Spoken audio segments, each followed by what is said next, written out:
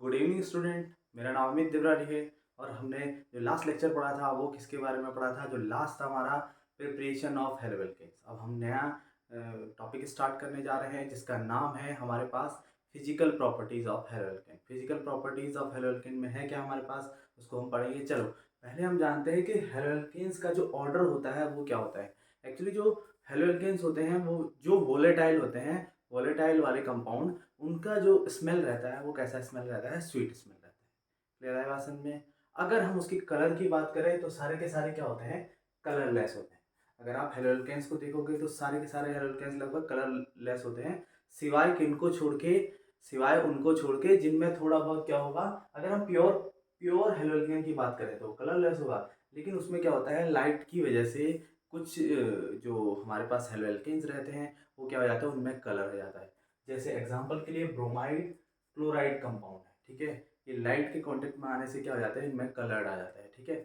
लेकिन अगर प्योर रहेगा तो इसमें कोई कलर नहीं रहता है, कलरलेस रहता है। अब आगे की बात करें हम, आगे अगर बात करें हम तो यहाँ पर ये किसके स्टेट में रहते हैं, ठीक है। जो छोटे छोटे रहते हैं जैसे मिथाइल ब्रोमाइड, मिथाइल क्लोराइड या इथाइल क्लोराइड, या हमारे पास है क्लोरोफ्लोरोमीथेन।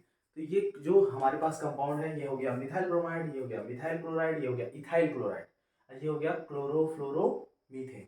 जो क्लोरोफ्लोरोमीथेन है तो ये क्या होती है, गैसेस स्टेट में रहती है। ये किस में रहते हैं? रूम टेम्परेचर पे किस में रहेंगी? गैसेस स्टेट में रहेंगी। और जो हायर वाली रहती है, हायर कंपाउंड्स रहते हैं, मतलब propyl, butyl, pentyl, hexyl, heptyl, octyl, ठीक है। ये सारे के सारे किस में रहते हैं? ये तो सॉलिड रहेंगे या लिक्विड स्टेट में रहेंगे। आए बात समझ में? अगर रूम टेम्परेचर की बात करें तो ये किस में रहेंगे? या तो सॉलिड में रहेंगे, लिक्विड में रहेंगे, हायर हेलोल्केन्स। और अगर हम कहें लोअर वाले जैसे methyl bromide, ethyl ethyl chloride, methyl chloride, chlorofluoro chlorofluoromethane है जो, वो हमारे पास किस स्टेट में रहते हैं? Gas state. तो हमने यहाँ पर चार स्टेट को डिस्कस किया। सबसे पहला जो स्टेट था हमारा ऑर्डर। ऑर्डर कैसा होता है? वोलेटाइल जो हेलोल्केन्स होते हैं उनका ऑर्डर कैसा रहता है? Sweet smell. और जो कलर होते हैं, जो कलर की बात करें तो अगर प्योर होगा तो उसको क्या रहेगा? वो कलरलेस रहेगा, ठीक है। और सॉलिड, लिक्विड और गैसेस स्टेट में रहते हैं। छोटे वाले जो लोअर मॉलिक्यूल होंगे, जो जैसे methyl bromide, ethyl bromide, ethyl chloride, तो ये सारे के सारे गैसेस स्टेट में रहते हैं। और जो हायर कंपाउंड रहते हैं जैसे propyl, butyl, pentyl, hexyl, heptyl, ये सारे के सारे या तो सॉलिड में रहेंगे या किस में रहेंगे? लिक्विड स्टेट में। अब जो अगला टॉपिक है हमारा वो है मेल्टिंग पॉइंट और बॉइलिंग पॉइंट। देखो क्या होता है, अगर आप बात करेंगे, अगर हेलो एल्केन्स की बात करते हो आप, तो वहाँ पर क्या होता है, वहाँ पर हमें क्या देखने को मिलता है? वहाँ पर पोलैरिटी देखने को मिलता है। पोलैरिटी देखने को मिलने की वजह से यहाँ पर क्या होता है, बॉइलिंग पॉइंट और मेल्टिंग पॉइंट में कुछ डिफरेंस आता है। तो देखिए यहाँ पर अगर मैं बॉइलिंग पॉइंट की बात करूँ, अगर बॉइलिंग पॉइंट कैसे कैसे डिक्रीज करेगा या कैसे कैसे इंक्रीज करेगा। सपोज मेरे पास जो नॉर्मल पेरेंट एटम है, पेरेंट एटम का मतलब, बोलने का मतलब है जैसे हमारे पास मीथेन से हम क्या करेंगे, अगर एक हाइड्रोजन को यहाँ से हटाएंगे और इसके साथ क्या लाएंगे? क्लोरीन लाएंगे, तो यहाँ पर क्या क्लोरोमीथेन बन जाएगा या फ्लोरोमीथेन बन जाएगा।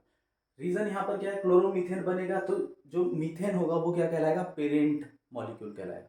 जो पेरेंट मॉलिक्यूल का जो हमारे पास बॉइलिंग पॉइंट होगा, जो फ्लोरोमीथेन है या क्लोरोमीथेन है उनसे क्या होगा? कम होगा। आएगी नहीं आवाज समझ में? अगर हम किसकी बात करें, अगर हम पेरेंट मॉलिक्यूल की बात करें और हमने बनाया उसे फ्लोरोमीथेन, तो बॉइलिंग पॉइंट किसका ज़्यादा होगा? फ्लोरोमीथेन का ज़्यादा होगा as compared to methane. Clear है बात समझे? यहाँ पर हमारे पास ये हो जाएगा। लेकिन अगर हमें ये पता करना है फ्लोरोमीथेन, क्लोरोमीथेन, ब्रोमोमीथेन या आइडोमीथेन में से किसका बॉइलिंग पॉइंट ज़्यादा होगा, तो जो होता है यहाँ पर अगर क्या होगा, अगर हम इसको पढ़ेंगे हम तो डाउन द ग्रुप जाने पर क्या होता है, फ्लोरीन, क्लोरीन, ब्रोमीन, आयोडीन, वैसे ही तरीके से क्या होगा वहां पर, उसका क्या होगा? बॉइलिंग पॉइंट इंक्रीज करेगा। तो देखिए आप, अगर आप फ्लोरोमीथेन का बॉइलिंग पॉइंट कितना है? 195 के है, क्लोरोमीथेन का 249 के है, ब्रोमोमीथेन का 277 के है, और आयोडोमीथेन का 315 के है। तो इसका मतलब यहाँ पर हुआ क्या कि आप जैसे डाउन द ग्रुप गए, फ्लोरीन, क्लोरीन, ब्रोमीन, आयोडीन के हिसाब से मानो आप, तो यहाँ पर क्या होगा, इनका जो बॉइलिंग पॉइंट होगा वो क्या होगा? इंक्रीज करेगा। क्लियर है बात समझ में? पहले तो मीथेन, पहले हम पेरेंट मॉलिक्यूल और जो हमारे पास क्या बन रहा है, हेलो एल्केन बन रहा है, उनके बीच निकालेंगे। तो हमेशा जो बनेगा, जो बनेगा एक तरीके से प्रोडक्ट कह सकते हैं हम, जो बनेगा हमारा, तो वो क्या होगा? वो हमारा ज़्यादा, उसका बॉइलिंग पॉइंट ज़्यादा होगा एज कम्पेयर टू मीथेन। इस तरीके से क्लियर आया समझ में। ये वाला हमारा एग्जाम्पल हो गया। दूसरा एग्जाम्पल, अगर सपोज दैट हमारे पास क्लोरो ही हो, मतलब हमारे पास क्लोरो एल्केन बन रहा हो, लेकिन क्या हो रहा है कि उसके साथ जो कार्बन है वो ज़्यादा जुड़ रहे हैं, मतलब कार्बन, जैसे पहले क्या था, मिथाइल क्लोरोमीथेन था, फिर क्लोरो इथेन हुआ, फिर क्लोरो प्रोपेन हुआ, फिर आगे क्लोरो ब्यूटेन होगा, फिर क्लोरो ब्यूटेन के बाद पेंटेन आएगा।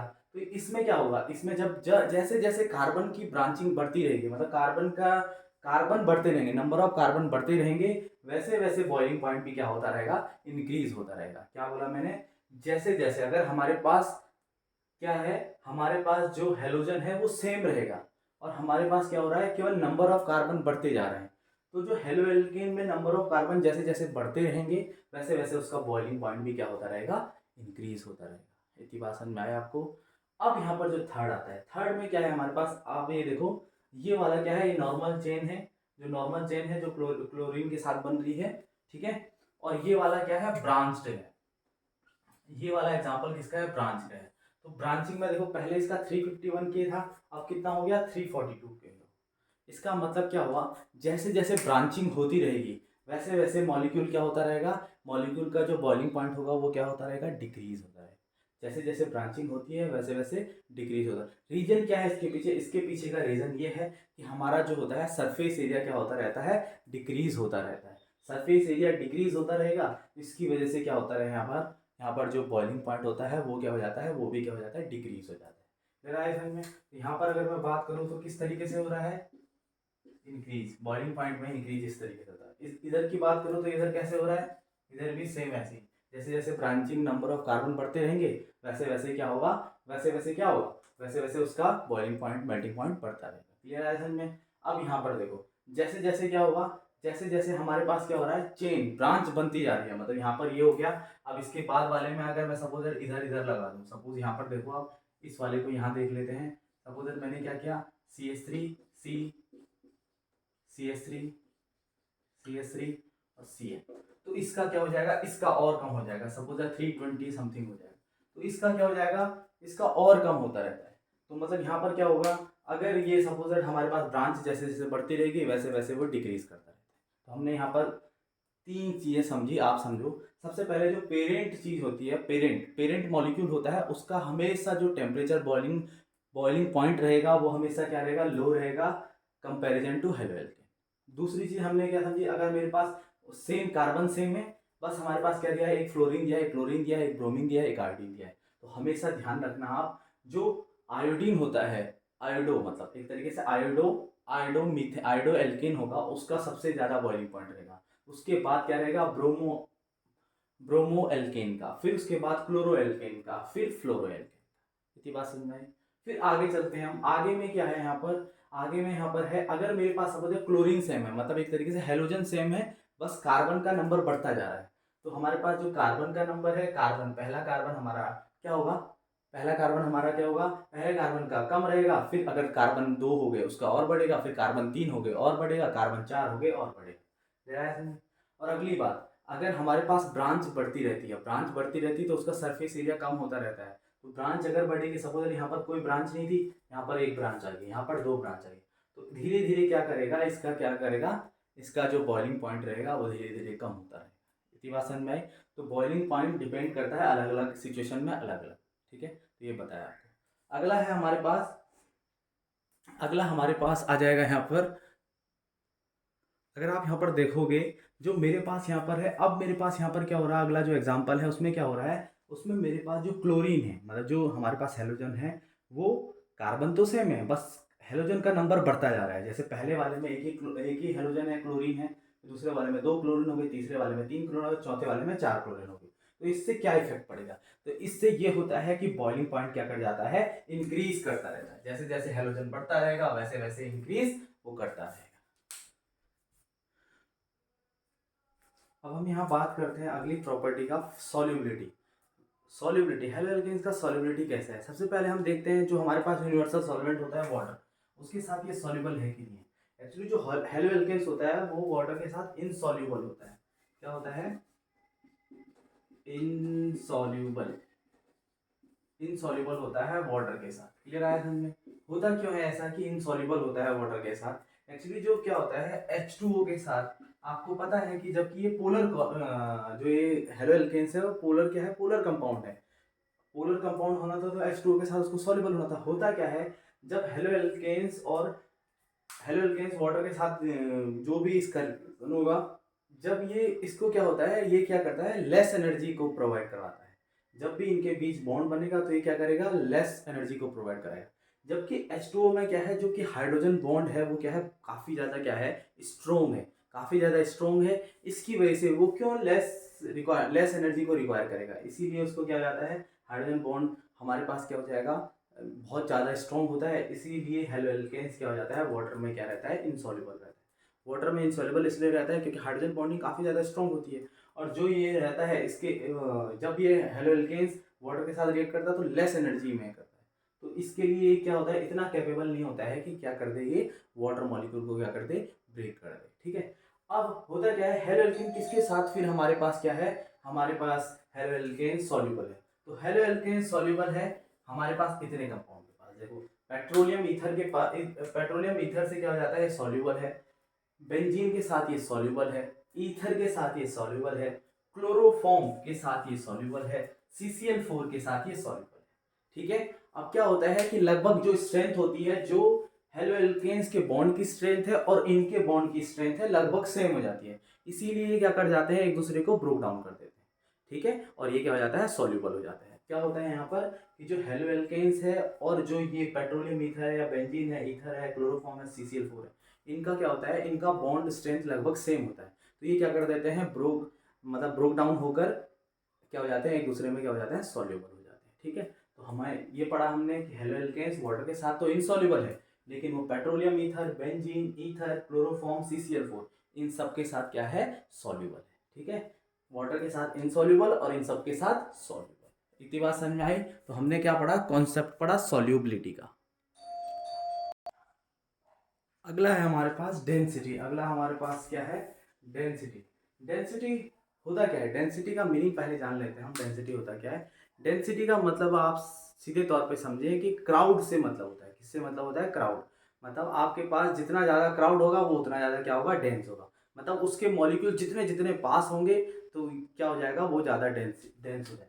डेंसिटी का मतलब क्राउड होता है। अगर सपोज मैं यहाँ दो फिगर बनाता हूँ, तो यहाँ पर मेरे पास मॉलिक्यूल इस तरीके से है, इसके जो भी एटम्स हैं, मॉलिक्यूल्स हैं, जो पार्टिकल्स हैं, वो ऐसे करके। दूसरे के पार्टिकल्स क्या हैं, इस तरीके से बहुत पास पास है, इस तरीके से, इस तरीके से बहुत पास पास है। अब मैं आपको पूछूंगा कौन सा इसमें से ज्यादा डेंस है, तो ये डेंस डेंस ये ज्यादा होगा क्योंकि इसके पार्टिकल्स क्या है, काफी ज्यादा क्लोज है एज कम्पेयर टू। ठीक है। तो यहाँ पर क्या होता है, डेंसिटी का मतलब हो गया क्राउड। जितनी ज़्यादा क्राउड उतना ज़्यादा क्या होगा, डेंसिटी। तो जो एल्काइल फ्लोराइड और क्लोराइड होता है वो लाइटर होता है, मतलब इनके जो मॉलिक्यूल्स होंगे वो दूर दूर होंगे। एक बात आप समझ लीजिएगा। ठीक है। लाइटर होते हैं, इनके बीच के जो पार्टिकल्स होंगे वो दूर दूर होंगे, इसीलिए इसको क्या कहेंगे, एल्काइल जो फ्लोराइड या एल्काइल क्लोराइड है। क्या है, एल्काइल क्लोराइड है, वो क्या होंगे, लाइटर होते हैं। जबकि जो एल्काइल ब्रोमाइड होता है, एल्काइल आयोडाइड होता है, पॉली हैलाइड होता है, वो हैवियर होता है। इसका मतलब इनकी डेंसिटी काफ़ी ज़्यादा होती है। डेंसिटी मतलब मैंने आपको बता दिया, जिसके पार्टिकल्स जितने ज़्यादा नज़दीक वो उतना ज़्यादा डेंस, और जिसके पार्टिकल्स जितने ज़्यादा ज़्यादा दूर दूर वो उतना ज़्यादा लाइटर।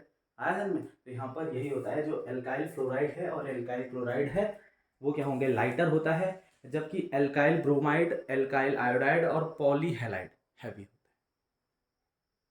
अब अगला पॉइंट है स्टेबिलिटी। अगर हम बात करें किसकी, स्टेबिलिटी की, तो स्टेबिलिटी में होता क्या है, जो फ्लोरीन होता है, मतलब एक तरीके से हम क्या बोलते हैं, फ्लोरो एल्कीन होता है। क्लोरो एल्कीन से ज़्यादा क्या होगा, फ्लोरो एल्केन होगा, जो क्लोरो एल्केन से ज़्यादा, क्लोरो एल्केन से ज़्यादा क्या होगा, स्टेबल होगा। सबसे ज़्यादा फ्लोरो, फिर क्लोरो, फिर ब्रोमो, फिर आयोडो। स्टार्टिंग में मैंने आपको बताया था कि क्या होता है जब हम कलर की बात करते हैं, जो ये प्योर वाले क्या रहते हैं, कलरलेस रहते हैं। लेकिन मैंने कहा था कि जो ब्रोमाइड और आयोडाइड होते हैं वो क्या होते हैं, लाइट की प्रेजेंस में क्या देते हैं, कलर देते हैं। तो यहाँ पर एग्जाम्पल देख लेते हैं हम, क्यों होता है ऐसा कि वो कलर देते हैं। जब क्या होता है, एल्काइल आयोडाइड लाइट की प्रेजेंस में आता है, या आयोडो एल्किन बोल रहे हैं इसे, लाइट की प्रेजेंस में आता है, तो ये क्या करता है, यहाँ पर आयोडीन बनाएगा। क्या बनाता है, आयोडीन बनाता है। जिसकी वजह से इसमें कलर आ जाता है, जैसे वॉयलेट आ जाएगा या ब्राउन कलर आ जाएगा। इसकी वजह से इसमें, क्योंकि लाइट की प्रेजेंस में क्या बन रहा है, आयोडीन बन रहा है, इसीलिए क्या हो जाता है, वॉयलेट और ब्राउन हो जाता है।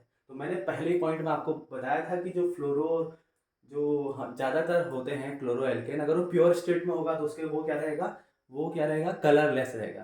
तो मैंने क्या कहा था आपको, हेलो एल्केन जो प्योर स्टेट में रहते हैं वो कलरलेस रहते हैं। लेकिन क्या होता है, जैसे ब्रोमो एल्केन या आयोडो एल्केन, लाइट के प्रेजेंस में ये क्या हो जाता है, कलर आ जाता है इनमें। किसकी वजह से कलर आता है, क्योंकि यहाँ पर क्या हो जाता है, जो आर आई है वो क्या करता है, खुद रिएक्ट करता है। सपोज इसको देखो, यहाँ पर आर आई, ये क्या हो जाता है, इनके बीच बॉन्ड टूट जाता है, ये दोनों I2 बना लेते हैं और ये दोनों कंपाउंड बना लेते हैं, ठीक है। तो ये आयोडीन बना लेता है, आयोडीन की वजह से, आयोडीन बनने की वजह से यहाँ पर क्या हो जाता है, कलर आ जाता है, ठीक है। तो यहाँ पर स्टेबिलिटी देखोगे आप तो फ्लोरीन की ज़्यादा है, फिर क्लोरो एल्केन की ज़्यादा है, फिर उसके बाद ब्रोमो एल्केन, तब लास्ट में आयोडो एल्केन, ठीक है। आई होप आपको फिजिकल प्रॉपर्टीज हेलो एल्केन्स की पता लगी होगी। तो यहाँ पर ये जो मेनली फिजिकल प्रॉपर्टीज है जो आपको याद रखनी चाहिए, ये सारी की सारी, ठीक है।